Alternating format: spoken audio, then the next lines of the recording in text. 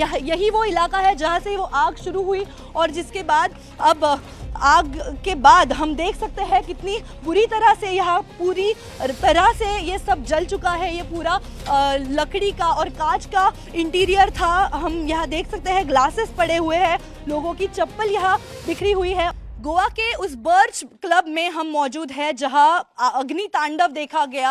यही वो जगह है गोवा के अरपोरा की जहां 25 लोगों की दर्दनाक मौत हुई है। कई सारी लोगों की यहां सफोकेशन की वजह से मौत हुई है और यही वो इलाका है जो किचन तक जाता है। यही वो इकलौता दरवाज़ा था जहां से किचन का स्टाफ बाहर आ सकता था, लेकिन उनको बाहर आने के लिए समय ही नहीं मिला।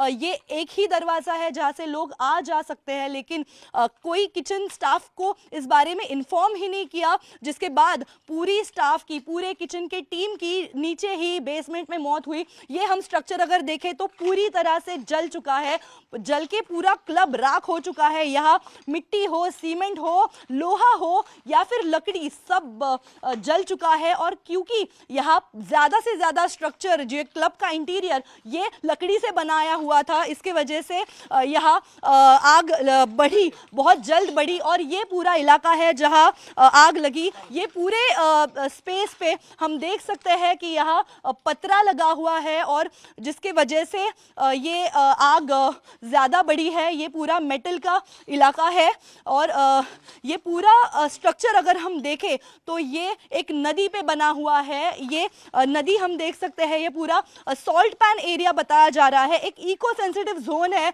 जिसके बीचों बीच, एक नदी के बीचों बीच ये बनाया हुआ है, जिसके कारण यहाँ पे लोगों को बाहर निकलने में बहुत मुश्किल हुई और यही वो इलाका है जहाँ से वो आग शुरू हुई और जिसके बाद अब आग के बाद हम देख सकते हैं कितनी बुरी तरह से यहाँ पूरी तरह से ये सब जल चुका है। ये पूरा लकड़ी का और कांच का इंटीरियर था। हम यहाँ देख सकते हैं ग्लासेस पड़े हुए हैं, लोगों की चप्पल यहाँ बिखरी हुई है और फायर एक्सटिंग्विशर हम देख रहे हैं।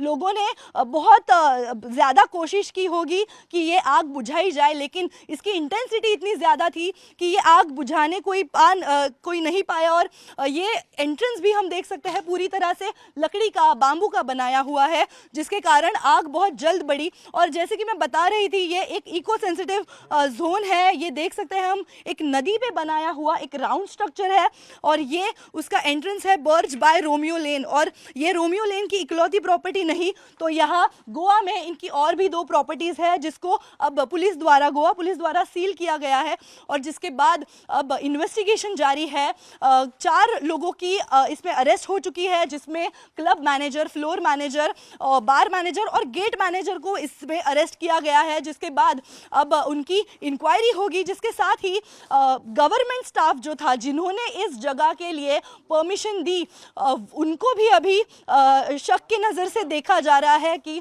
क्या उनका भी इसमें हिस्सा था, क्योंकि ऐसी जगह पे, इको सेंसिटिव जोन में अगर कोई इस तरह का स्ट्रक्चर बनाता है तो उसको परमिशन मिलती कैसे है, ये पहले सवाल है। और उसके साथ ही अंदर जो फायर लगाए हुए थे, जिसके वजह से पूरा उसका छत जल गया और उसके बाद हमने देखा कि 25 लोगों की इसमें दर्दनाक मौत हुई है।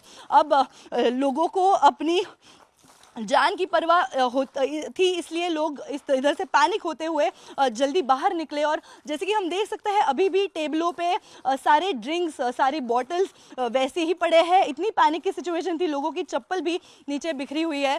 लेकिन अगर किचन के स्टाफ को सही वक्त में इन्फॉर्म किया जाता कि यहाँ आग लगी हुई है, तो शायद पूरे किचन की टीम जिंदा होती और शायद वो 4 टूरिस्ट जो दिल्ली से यहाँ सिर्फ एक सैटरडे नाइट मनाने गोवा आए थे, वो जिंदा होते। और ये लग्जरियस क्लब जिसमें हज़ारों लोग रोज़ाना आते हैं, स्पेशली वीकेंड्स पे लोग यहाँ हमेशा आते हैं, उनको इस पूरी घटना का सामना करना पड़ा, जिसमें गलती ये अथॉरिटी की भी उतनी है जितनी इस ओनर की है। और ओनर अभी दिल्ली में है, ऐसे बताया जा रहा है, और उसके लिए अब एक टीम गोवा पुलिस की दिल्ली जा चुकी है ओनर सौरभ लुथरा को अरेस्ट करने के लिए। और जिसके साथ रोमियो लेन की गोवा में जितनी भी प्रॉपर्टीज है, सबको अब सील किया गया है।